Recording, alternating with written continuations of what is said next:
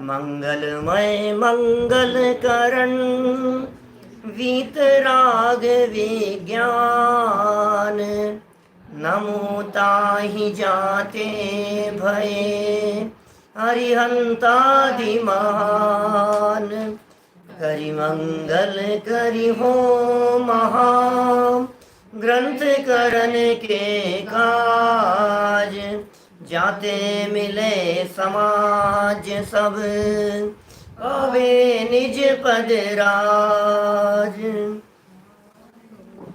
सो निज भाव सदा सुखद अपनो करो प्रकाश, जो बहुविधि बहु दुख निको करी है सत्यानाश, करी है सत्यानाश।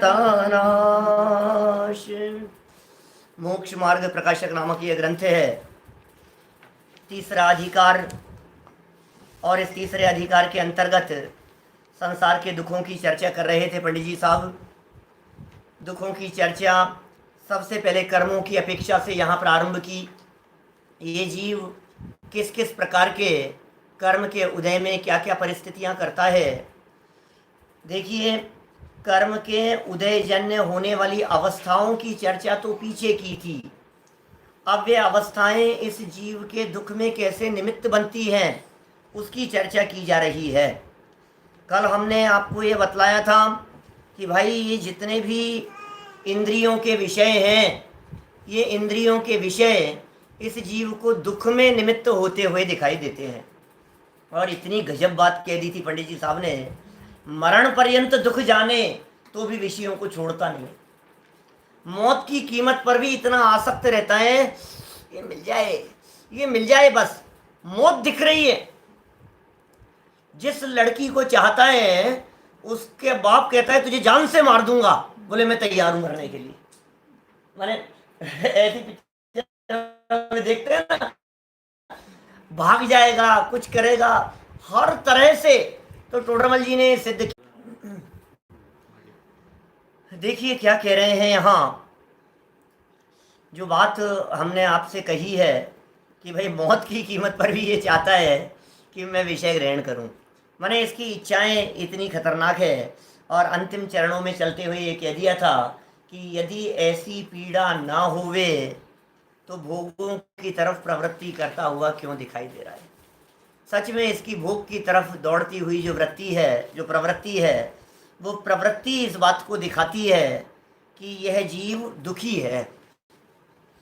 हमने कही थी ना, दवाई ले रहा है, जल्दी दवाई, जल्दी दवाई दो, दवाई दो। इसका मतलब ये है कि उसको दुख सहा नहीं जा रहा, तो भोजन चाहिए, भोजन चाहिए, जल्दी, बहुत तेज भूख लग रही है, तो सही नहीं जा रही तेरे से पीड़ा।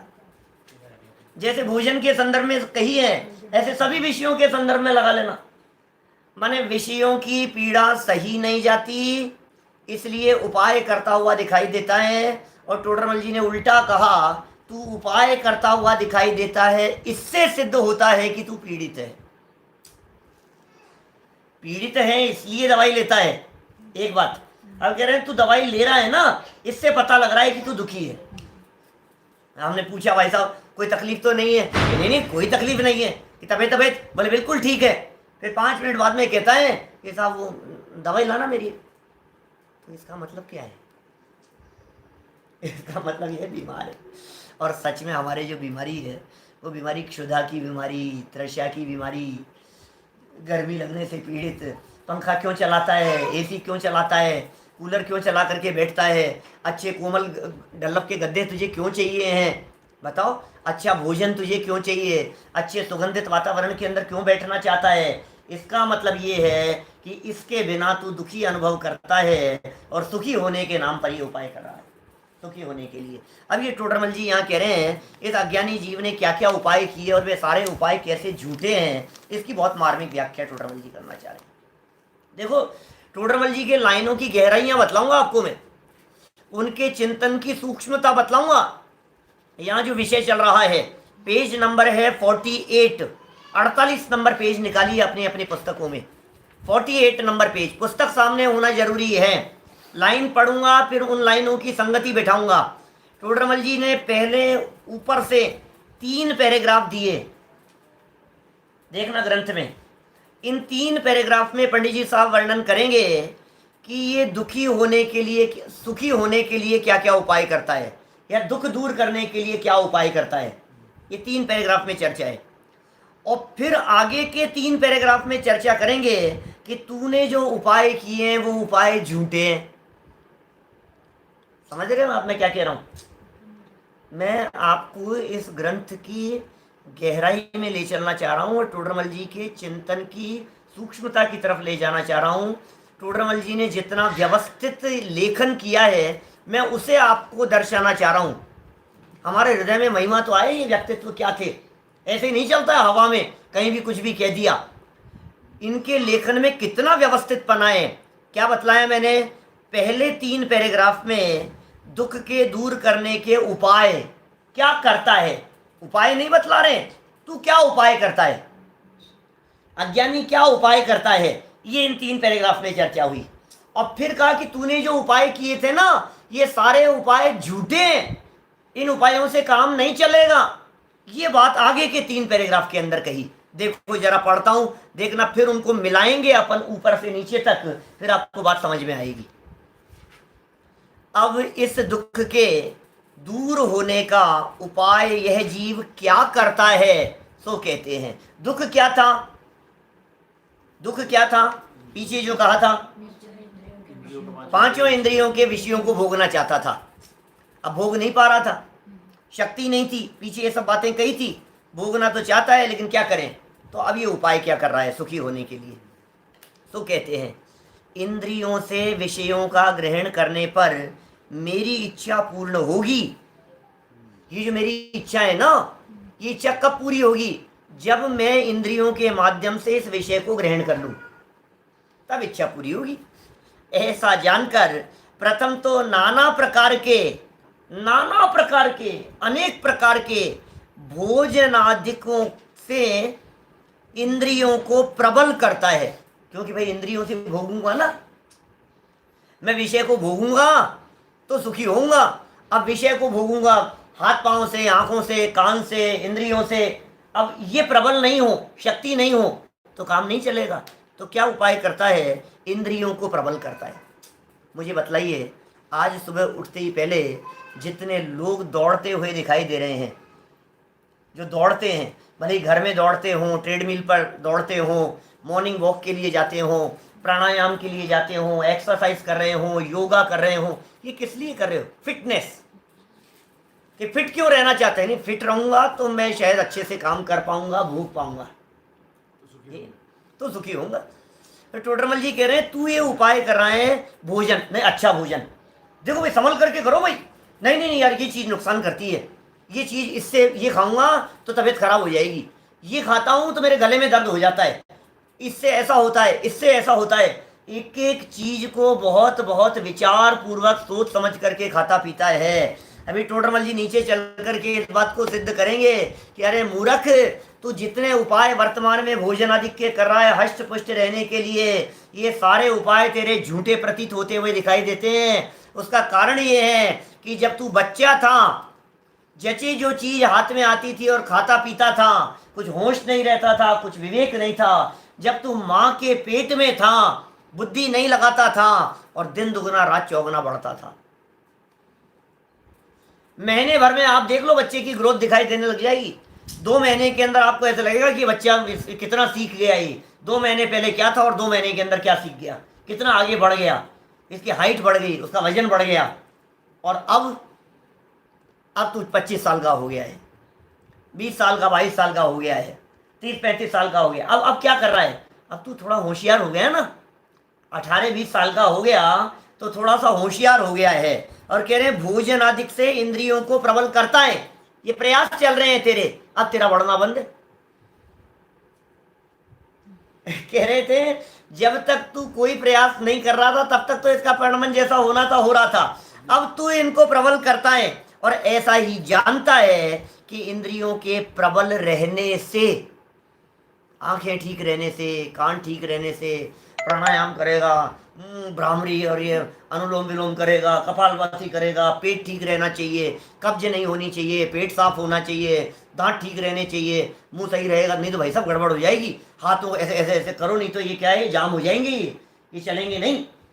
कितनी कोशिश करे, ऐसा घूमेगा, ऐसा घूमेगा, ऐसा करेगा, पीछे घूमेगा, कमर ऐसे करो, ऐसे करो, नहीं तो भाई साहब ये क्या होगा, मैं ढंग से लेट नहीं पाऊंगा, सो नहीं पाऊंगा। शक्ति विशेष होती है, इंद्रियां प्रबल रहने से मैं विषयों को अच्छे से ग्रहण कर पाऊंगा, तथा वहां अनेक कारण, बाह्य कारण चाहिए, उनका निमित्त मिलाता है।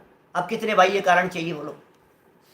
इंद्रियों को स्वस्थ रखने के लिए भोजन, बाहरी साधन, बाहरी सुविधाएं, दवाइयाँ, खान पान के साधन, और ये जो एक्सरसाइज प्राणायाम वगैरह जो बतलाए हैं, अनेक साधनों को मिलाता है।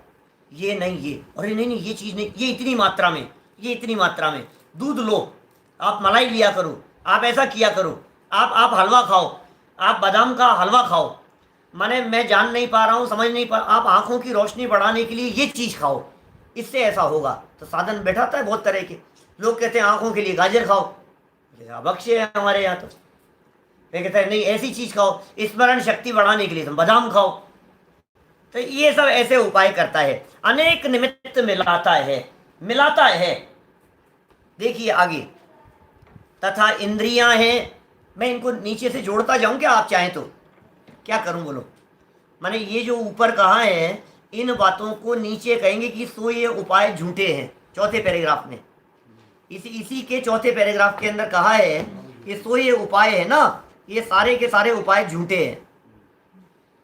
देखो एक साथ पहले पढ़ लें, ऊपर से क्रम से पढ़ लेते हैं, फिर नीचे दिखाएंगे आपको ऊपर कहाँ है। तथा इंद्रियां हैं, वे विषय सन्मुख होने पर उनको ग्रहण करती है। बोलो, अब इसको पता है ये इंद्रियां कब ग्रहण करेंगी? बोले विषय सन्मुख हो, विषय सामने हो तो ग्रहण कर पाएंगी। इसलिए अनेक उपायों द्वारा विषयों का तथा इंद्रियों का संयोग मिलाता है। इसे मालूम है कि भाई ये कब इंद्रियों के माध्यम से ग्रहण करेंगी, जब सामने हो तो संयोग मिलाता है। टीवी चलाता है, योजना बनाता है, प्लानिंग करने की कोशिश करता है, किसी से मिलने की कोशिश करता है। भाई इंद्रियों की दृष्टि से सुखी होने के लिए भोजन बनाएगा, सामग्री बनाएगा, लड्डू बना रहा है, पकवान बना रहा है, तो कोशिश कर रहा है, सब मिलाने की कोशिश कर रहा है, उन सबको संयोग मिलाने के प्रयास कर रहा है। और कितने प्रकार से संयोग मिलाता है?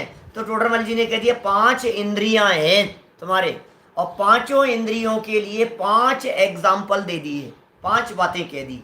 नंबर 1, नाना प्रकार के वस्त्रादिक का संयोग मिलाने की बात कर रहे हैं ना। कौन कौन से संयोग मिलाए इन्हें? नाना प्रकार के वस्त्रादिक का, सर्दी लग रही है तो जाड़े कपड़े चाहिए, गर्मी लग रही है तो पतले चाहिए, कोमल स्पर्श वाले चाहिए, ऐसा चाहिए, फिटिंग का चाहिए। ये सब स्पर्शन इंद्रिय के संबंध में संयोग मिला रहा है। बहुत तरह की बातें हो गई इसके अंदर, कभी तेल लगाएगा, कभी ऊपर से मालिश करेगा, ये सब स्पर्शन इंद्रिय संबंधी है।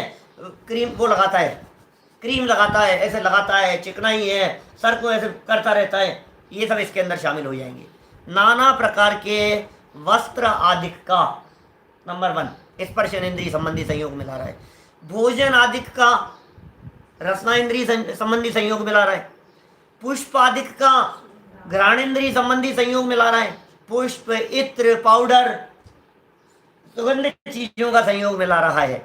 मंदिर आभूषण आदिक का, ये कहकर के चक्षु इंद्रिय कहना चाह रहे हैं, अच्छे जेवर पहनो। मंदिर का अर्थ मकान आदि समझना चाहिए, महल मकान आदि। क्या मंदिर भी समझ लो आप, मंदिर भी समझ सकते हो आप। अच्छा मंदिर बनवा रहा है, अच्छा भवन बना रहा है, अच्छी बिल्डिंग तैयार कर रहा है, अच्छी उसकी डिजाइनें बना रहा है, क्यों? देखने में अच्छा लगेगा, वेदी बहुत अच्छी होनी चाहिए, ये बहुत अच्छा होना चाहिए, सुंदर आभूषण, डिजाइन, ये कड़े कौन सी डिजाइन के हैं, ये सेट कौन सी डिजाइन का है, सुंदर होने के लिए, सुखी होने के नाम पर संयोग मिला रहा है। चक्षु इंद्रिय संबंधी हो गया ये। और गान वादित्रादिक का संयोग मिलाने के अर्थ बहुत ही खेद खिन्न होता है। ऐसे ही थोड़ी ना संयोग मिल जाते हैं, ऐसे ही थोड़ी ना मकान बन जाता है, ऐसे ही थोड़ी ना तबीयत ठीक हो जाती है, ऐसे ही थोड़ी ना टीवी देख रहा है मान लो, तो ऐसे ही थोड़ी ना चलेगा। उसके लिए टीवी सही होनी चाहिए, टीवी सही है तो रिमोट चाहिए, रिमोट यदि तुम्हारे पास में है तो जो देखना चाहता है वो सीरियल चाहिए, वो चैनल चाहिए, और वो यदि देखना चाह रहा है तो फिर आंखें बराबर होनी चाहिए, और आंखें बराबर नहीं है तो बराबर चश्मा चाहिए। ये सब संयोगों को मिलाने की कोशिश करता है। अंधेरा बहुत है, लाइट जलाने की चेष्टा करता है। फिर कनेक्शन नहीं आ रहा है, लाइट नहीं आ रही है, सिग्नल नहीं आ रहा है, कितने कितने उपाय करता है इन सब चीज़ों के लिए। ये टोडरमल जी कहना चाह रहे हैं उपाय भी करता है, और उपाय मिलने पर काम हो जाए तो शुक्र समझना, मिलते ही नहीं है, खेत खिन्न भी होता है। आप सोचिए एक चीज़ आपको बनानी है तो उस बनाने के लिए कितने प्रयास चाहिए। ज़्यादा चाय बनाना, एक कप चाय का प्याला बना करके पीना हो तो कितना कठिन काम है। अब आपको डोसे बनाने तो बोलो क्या क्या चाहिए। आपको गुलाब जामुन बनाने हैं तो कितनी तरह की चीज़ चाहिए, रसगुल्ले बनाने तो कितनी तरह के साधन चाहिए। सारे साधनों को जुटाएगा, फिर भी कोई चीज़ कमी रह गई तो कहते अरे यार ये तो हो ही नहीं पाया, अब क्या करें, खेत खिन्न होता है। फिर वो प्रॉपर क्वालिटी की नहीं हो। मान लो कई चीज़ों से मिलकर के एक चीज़ बनती है, तो पहले तो उन सारी चीज़ों को जुटाएगा, और उन सारी चीज़ों को जुटाने पर उनमें एक भी चीज़ कमज़ोर क्वालिटी की आ गई तो फिर ये खेत खिन्न होता है। खीर बनाई आपने, मान लो एक छोटा सा एग्जांपल लो, खीर बनाई हमने। अब जब आपने खीर बनाई है तो आपको दूध चाहिए, आपको शुगर चाहिए, आपको बादाम चाहिए, आपको उसके अंदर पिस्ता चाहिए, न मालूम क्या क्या चाहिए, खीर दूध चावल और सारी चीज़ें, इलायची और सब चीज़ें मिला करके आपने खीर बनाई। अब पता है क्या हुआ, खीर में जो बादाम डल गए थे ना वो थोड़े कड़वे थे। अब खेत खिन्न होता है, ये क्या हो गया। उसमें एक चीज़ सारे संयोगों के मिलने पर कोई एक चीज़ में थोड़ा सा माइनस पॉइंट हो जाए तो सब गड़बड़ हो जाती है। बहुत सारी चीज़ें थी, अभी बड़ा मुश्किल है, बड़ा दुर्लभ है, तो दुखी होने के अलावा तेरे पास में कोई उपाय दिखता नहीं है। देखो टोडरमल जी कहना चाह रहे हैं आगे, तथा इन इंद्रियों के सन्मुख विषय रहता है, तब तक उस विषय का किंचित स्पष्ट जानपना होता है। इंद्रियां हैं, इंद्रियों के सन्मुख चाहिए विषय, देख रहा है, और ऐसा नहीं हो सकता है कि किसी काम से तुझे रूम से बाहर निकलना पड़ गया और तुझे दिखता रहे। वो विषय तुझे इंद्रियों के सन्मुख चाहिए। जैसे कल कहा था ना, प्राप्यकारी इंद्रियों के संदर्भ में और अप्राप्यकारी इंद्रियों के संदर्भ में, इतना दूर है तो दिखाई नहीं दे रहा है, इतना दूर है तो सुगंध नहीं आ रही है, नजदीक लगाओ थोड़ा सा यार, यहाँ से क्लियर नहीं दिख रहा है, इस जगह पर होना चाहिए, ऐसा होना चाहिए। ये उपाय जानपना रहता है, किंचित जानपना रहता है जब तक वे विषय सन्मुख होते हैं। लड्डू सामने हैं, फिर क्या कर रहे हैं, पश्चात मन द्वारा स्मरण मात्र रह जाता है, स्मरण मात्र रह जाएगा। 3 दिन पहले लड्डू खाए थे, अब आज क्या रहेगी, स्मृति मात्र रह गई। और काल व्यतीत हो जाने पर स्मरण भी मंद हो जाता है। बोलो 3 दिन निकल गए, महीना भर निकल गया, 6 महीने निकल गए, बात ही भूल गया। मैं कभी कभी ऐसा कहता हूँ, किसी जीव को किसी विषय के संदर्भ में तकलीफ हुई, पीड़ा हुई कुछ गलत काम करने से, अब वो काल व्यतीत हो जाने पर भूल गया। जैसे ये जवान लड़के लोग जो 18-20 साल के बच्चे बाइक दौड़ाते हैं ना, ये जिस तरह से सड़क के ऊपर बाइक दौड़ाते हैं, और ऐसा लगता है कि मरे गए, और कुछ नहीं, अंधाधुंध दौड़ाते रहते हैं। और फिर क्या होता है, यदि कदाचित एक्सीडेंट हो जाए तो फिर सारे सब होश ठिकाने आ जाते हैं, अरे यार ये तो गलत काम है। अब क्या होता है, अब नहीं चलाएगा वो तेज। कब तक नहीं चलाएगा, 15 दिन नहीं चलाएगा, ठीक होने के बाद महीने भर नहीं चलाएगा, 2 महीने नहीं चलाएगा, 6 महीने नहीं चलाएगा, धीरे धीरे वो स्मृति जाती चली जाती है, और फिर दोबारा वही लक्षण, वही काम। अरे क्या क्या किया तूने देखा नहीं क्या स्थिति हुई थी तेरी, फिर दोबारा वही काम कर रहा है। ये टोडरमल जी कह रहे हैं स्मरण मात्र रह जाता है, भूल जाता है उस चीज को। काल व्यतीत हो जाने के बाद फिर वही प्रवृत्ति और वही चेष्टा करने का प्रयास करता है, स्मरण भी मंद हो जाता है। इसलिए अब वो स्मरण मंद नहीं हो, अभी तो मैंने गलत अर्थ के अंदर प्रयोग किया, एक्सीडेंट के अर्थ में, अब आप इसको अच्छी चीज में लगाओ। जैसे समझो आप भोगा, आपने लड्डू खाया, आपने खीर खाई, आपने पकवान खाए, भोगते समय बहुत आनंद आया। अब खाना खाने के बाद अब उससे बाद में याद करता है, यार आज तो मज़ा आ गया, यार आज तो क्या चीज़ खाई, तो याद कर रहा है ना उसको। फिर क्या कर रहा है, अब याद करके थोड़ा और याद रखना चाह रहा है कि वो बना रहे, वो स्मृति बनी रहे, लेकिन वो स्मृति तो बनी नहीं रहती है। काल व्यतीत हो जाने पर वो स्मरण मंद हो जाता है। तो फिर क्या कर रहा है कि उन विषयों को अपने अधीन रखने का उपाय करता है कि विषय मेरे अधीन बने रहे। अभी लड्डू खाया, मजा आया, यार ये लड्डू बचा के रखना यार, बहुत अच्छे हैं, शाम को फिर खाऊंगा। अभी अधीन करना चाह रहा है, उस विषय को टिकाए रखना चाह रहा है, उसे बनाए रखना चाहता है। ये कह रहे हैं अधीन रखने का उपाय करता है और शीघ्र शीघ्र उनका ग्रहण करता है, जल्दी जल्दी उनको खाने की सोचता है। स्मृतियां बनी, ये देखो जितने आप लोगों के एल्बम बनते हैं ना, शादी के एल्बम बन गए हैं, फोटोग्राफी है, स्मृति रखना चाहता है। क्या क्यों कर रहा है, ये सब इकट्ठे क्यों कर रहा है? आपने एल्बम क्यों बनाया है? लेकिन काल व्यतीत हो जाता है, वो इस स्मृतियों को संजो के रखना चाहता है। लेकिन सच्चाई ये है कि तुझे फुर्सत कहाँ है उनको देखने की। आज के इस व्यस्त जीवन में मैं आपसे पूछता हूँ, बतलाओ, आपकी शादी का एल्बम बना था ना, आपने लास्ट टाइम कब देखा था? कितने दिन पहले देखा था? कितने महीने पहले? कितने सालों पहले देखा था? बोलो भाई। देखा ही नहीं, जाने कहाँ पड़ा होगा। सीढ़ियाँ बनवाता है, उसकी वो तैयार करवाता है, फिल्म बनवाता है, और बनवा बनवा करके उनको इकट्ठे करता रहता है, संजोता रहता है स्मृतियों को बनाए रखने के लिए। लेकिन वो स्मृति बनी नहीं रहती, सब धूल धूमिल हो जाती है। फिर बाद में कहते हैं हाँ ठीक है यार, कोई किसके पास में फुर्सत है। और आजकल इस डिजिटल जमाने में तो और भी ज्यादा हालत खराब है, वो सुरक्षित भी नहीं रह पाते। माने आपके पास में आज भी वही फोटोएं सुरक्षित होगी जिन फोटोओं का प्रिंट आउट निकल करके आपके पास में होगा। जो आपके मोबाइल में फोटोएं होगी ना, वो तो पता नहीं कब गायब हो जाएगी। उड़ गया, मोबाइल चेंज हो गया, मोबाइल खराब हो गया, डेटा उड़ गया, सीडी में बना करके आपने इकट्ठा कर लिया, कंप्यूटर में सेव कर लिया, वायरस आ गया, सारी फोटोएं चले गई, सब खत्म हो गया, रहता ही नहीं है। कहां से सुरक्षित रखेंगे? टेक्नोलॉजी बदल जाती है, इसलिए वही सुरक्षित दिखाई देता है जो प्रिंट आउट निकल करके सामने आ गए। मैं कहता हूं कई बार ऐसा, कैसेट का जमाना था, रिकॉर्डिंग वो चले गई, सीडी का जमाना था, आज बतलाओ सीडियां कहां चल रही है? खत्म नहीं हो गई है सीडियां? अब सीडी का जमाना ही नहीं रहा, सीडी प्लेयर ही नहीं चलते हैं, खत्म हो गई। सीडी में यदि आपने किसी चीज को स्टोर करके रखा है, आज आप उसको प्ले नहीं कर सकते हो, आज आप उसको निकाल नहीं सकते हो। इतने तरह के प्रोग्राम बदलते रहते हैं कि वो नए नए आ गए प्रोग्राम, अब वो पुराने सॉफ्टवेयर वाली चीज वो नए सॉफ्टवेयर में खुलती नहीं है, वो फाइल नहीं खुलती है। फिर जमाना पेन ड्राइव का आ गया, क्यों? वो तो सीडी कौन, अब तो पेन ड्राइव लगाओ, पेन ड्राइव लगाओ। अब तो पेन ड्राइव का भी जमाना चला गया, जाता हुआ दिखाई दे रहा है। क्यों जाता हुआ दिखाई दे रहा है? हर चीज इंटरनेट पर अवेलेबल है, काहे की पेन ड्राइव की जरूरत है? बोलो।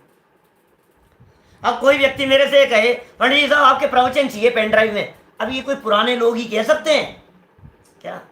जिनको थोड़ा सा सीडी पेन ड्राइव का अभ्यास था ना, वही कह सकते हैं हमें पेन ड्राइव चाहिए। आज की युवा पीढ़ी तो कहेगी अच्छा नेट पर है ना, यूट्यूब पर, अरे बस ठीक है, हो गया काम, बस हमारे को तो लाइव मिल जाता है, बटन दबाओ और सारी चीज मिल जाती है। अब कहाँ पेन ड्राइव की जरूरत है?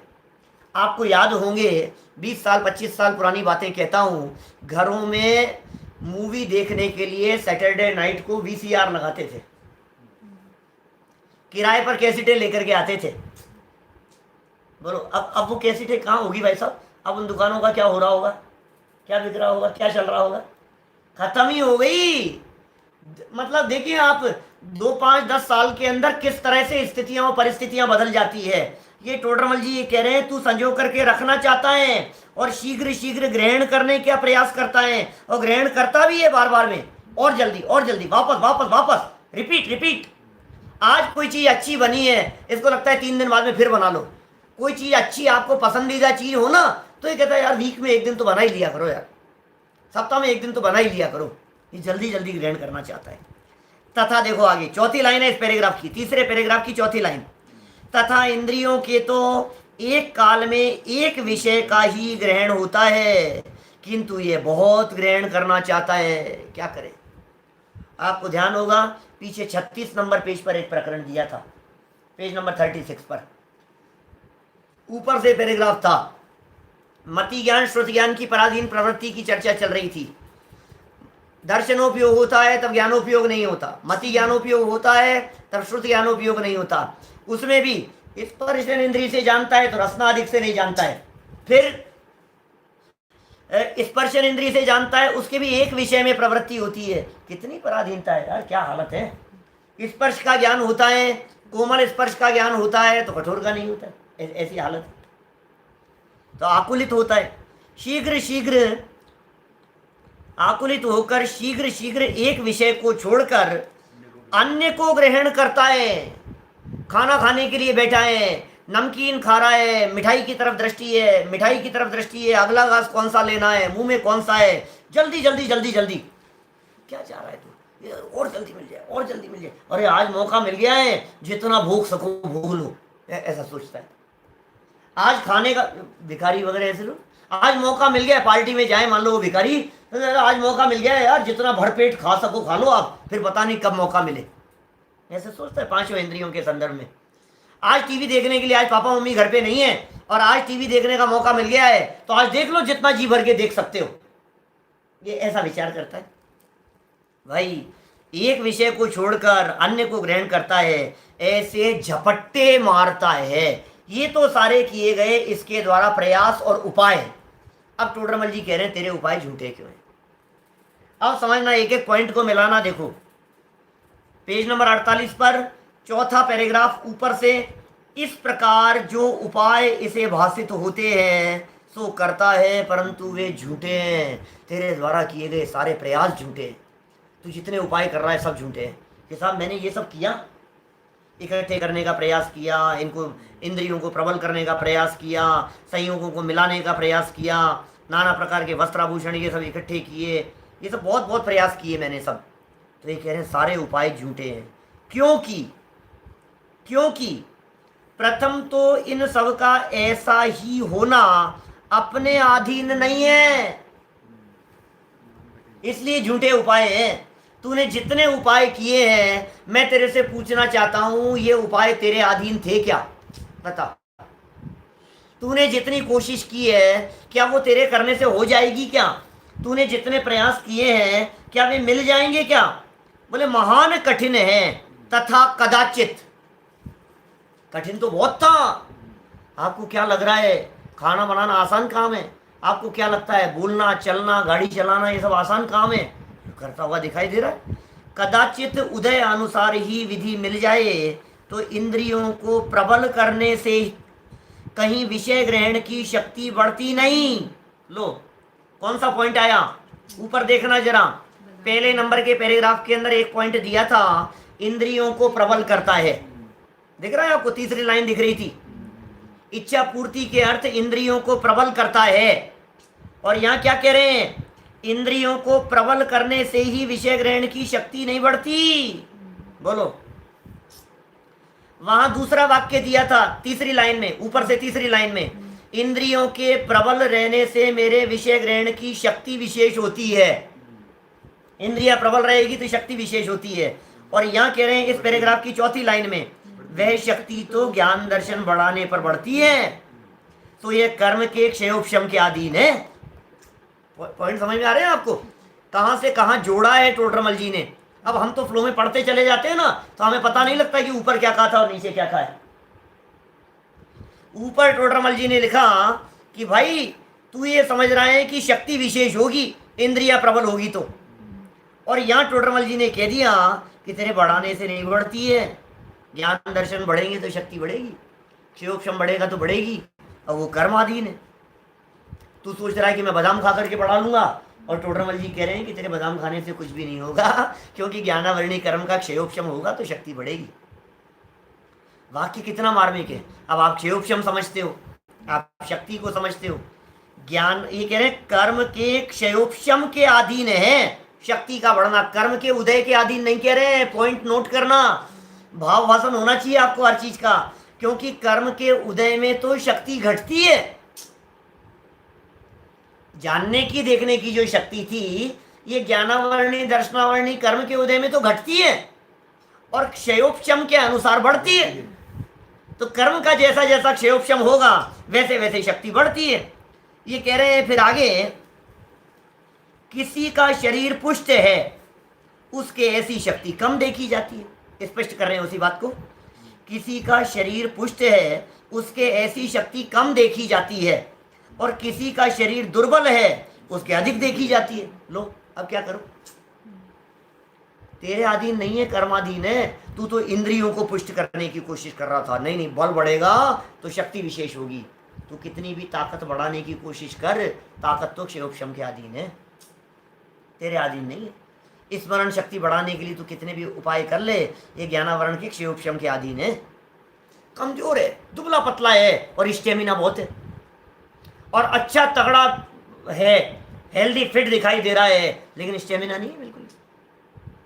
6-6 घंटे तक काम करे और उसके बावजूद भी गए यार थक गए होंगे, अरे नहीं नहीं, थकान का क्या काम है। और दिख रहा था दुबला पतला सुखड़ा सा दिख रहा था, और बहुत मोटा तगड़ा अच्छा दिखाई दे रहा है, और 4 सीढ़ियां चढ़ता है और हाँफने लग जाता है।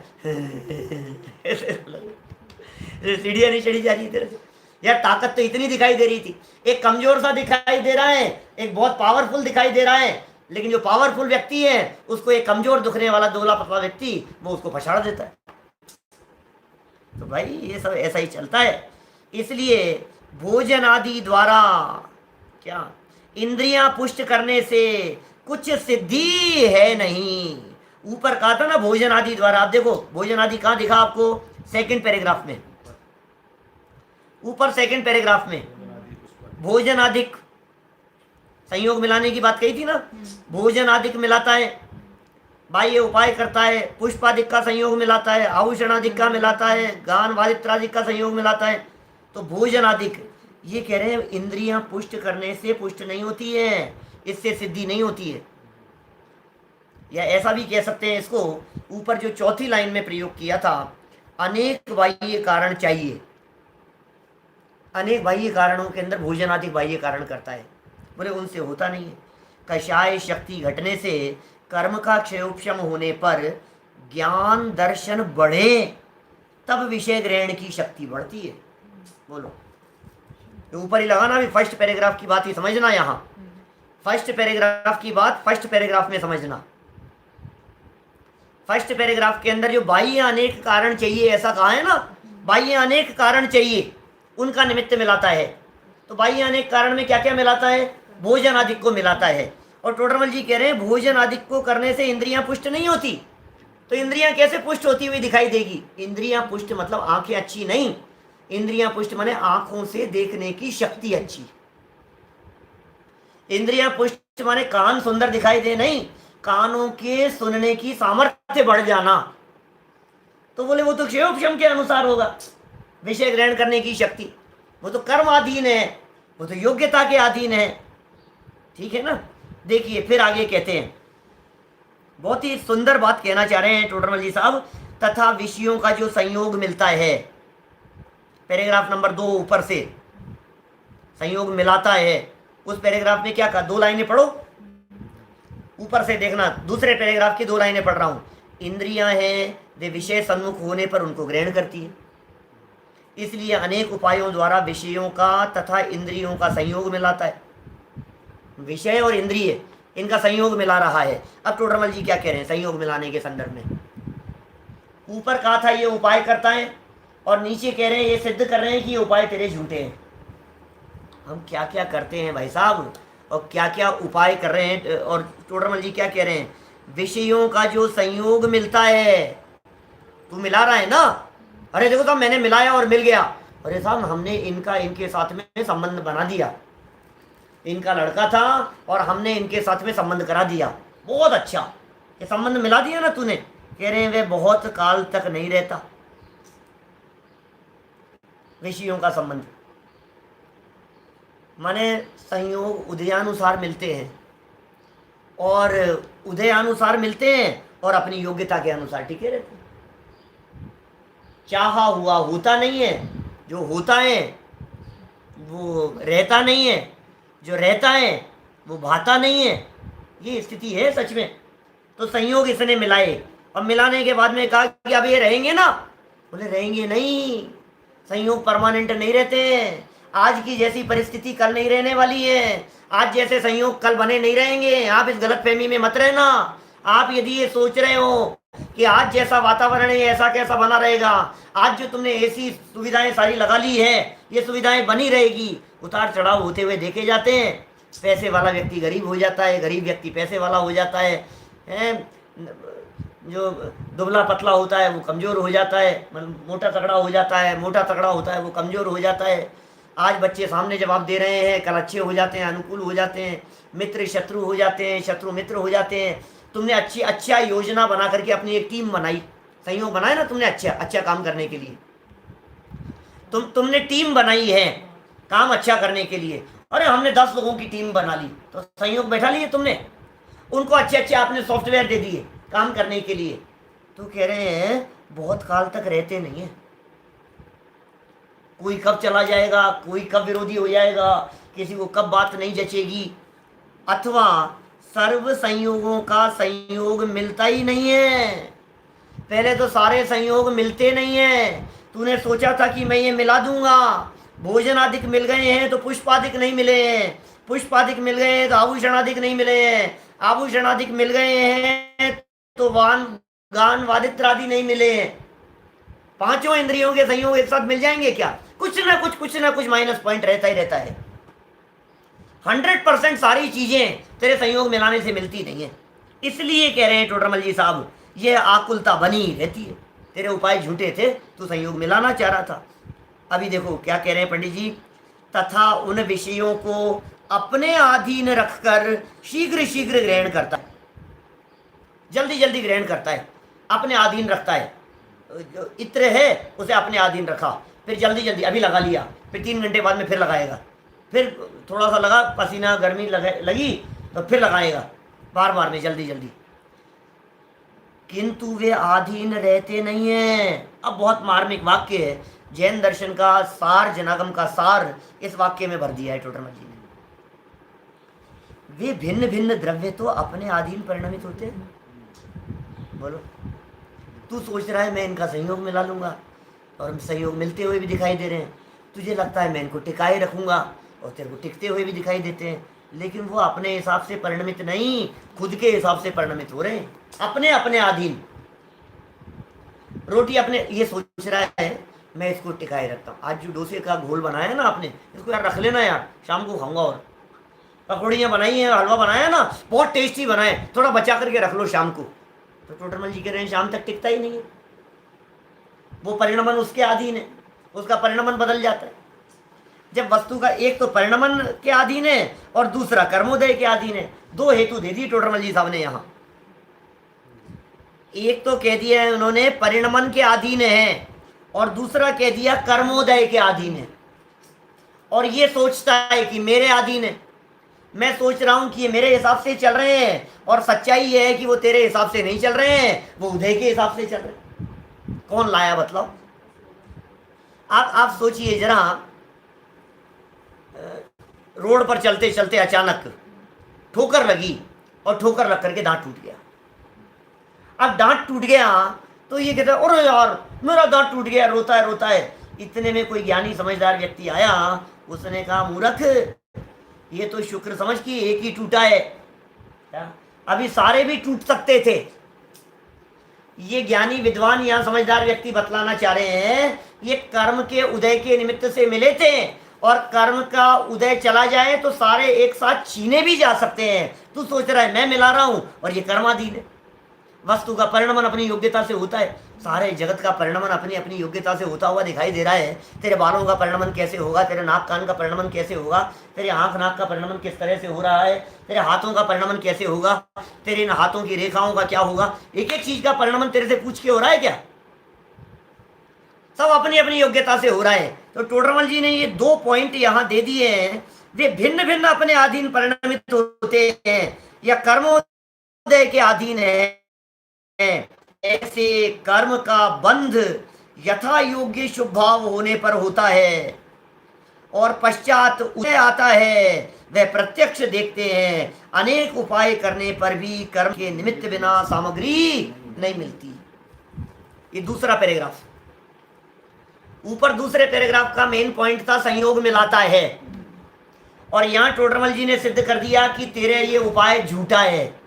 तूने सोचा था संयोग मिलाने से सुखी हो जाऊंगा, और टोडरमल जी ने सिद्ध कर दिया कि संयोग तेरे मिलाने से मिलते नहीं। देखो गहराई, मैं सच कह रहा हूं, आपने इस दृष्टि से कभी मोक्ष मार्ग प्रकाशक पढ़ा क्या? मैं जिस दृष्टि से पढ़ा रहा हूं आपको, आपने मोक्ष मार्ग प्रकाशक को गहराई पढ़ लो आप। मैं कहता हूं कल आप विषय पढ़ के बैठना, और फिर हम आपको दिखाएंगे, फिर आप देखना आपने क्या पढ़ा और टोडरमल जी क्या पढ़ा रहे थे। आप ऊपर के 3 पैराग्राफ को पढ़ लो और नीचे के भी 3 पढ़ लो, लेकिन आपको ये 3 + 3 नहीं दिखेंगे। आपको 1 के सामने 1 नहीं दिखेगा, 2 के सामने 2 नहीं दिख रहा है, 3 के सामने 3 नहीं दिख रहा है, तो आपने क्या गहराई से पढ़ा उसको? पर यदि आपने उस बात को गहराई से नहीं देखा तो आप उसका मर्म ही नहीं समझ पा रहे हो। आखिर टोडरमल जी ये बातें क्यों लिख रहे हैं, बोलो? आपको ऐसे लगेगा कि अरे यार पहले तो लिख दी थी, अब फिर दोबारा नहीं लिख रहे। पहले बात कही थी तू उपाय करता है वो, और दोबारा लिख रहे हैं ये तेरे उपाय झूठे हैं।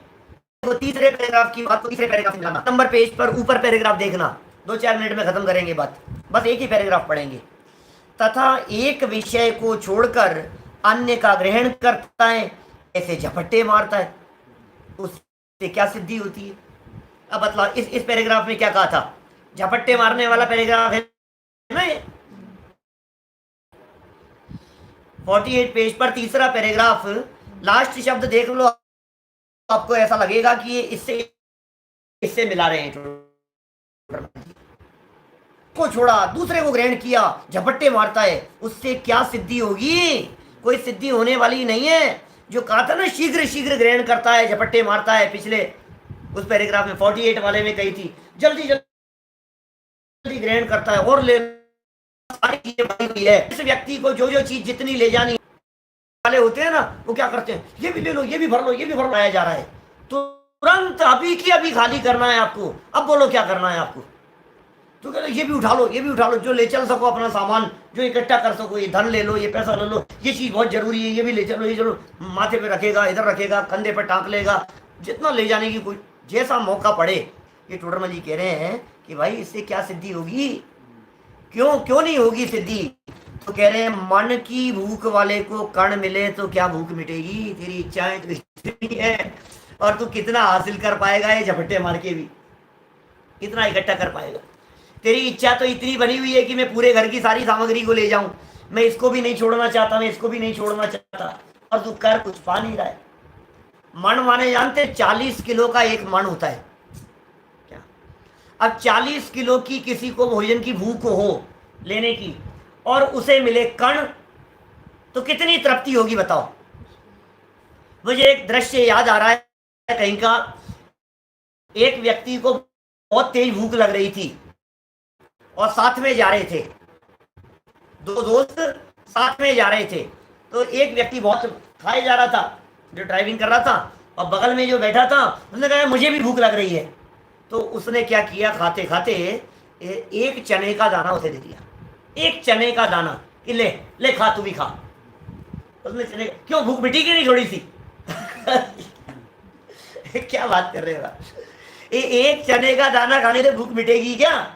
टोडरमल जी कह रहे मन की भूख हो और कण मिले तो भूख नहीं मिटती है। बोलो, आपको बहुत तेज भूख लग रही हो और एक नमकीन का दाना दे दिया जाए और दे करके तुमसे पूछा जाए कि बोलो थोड़ी तो भूख मिटी होगी, अरे कहाँ से भूख मिटेगी भैया?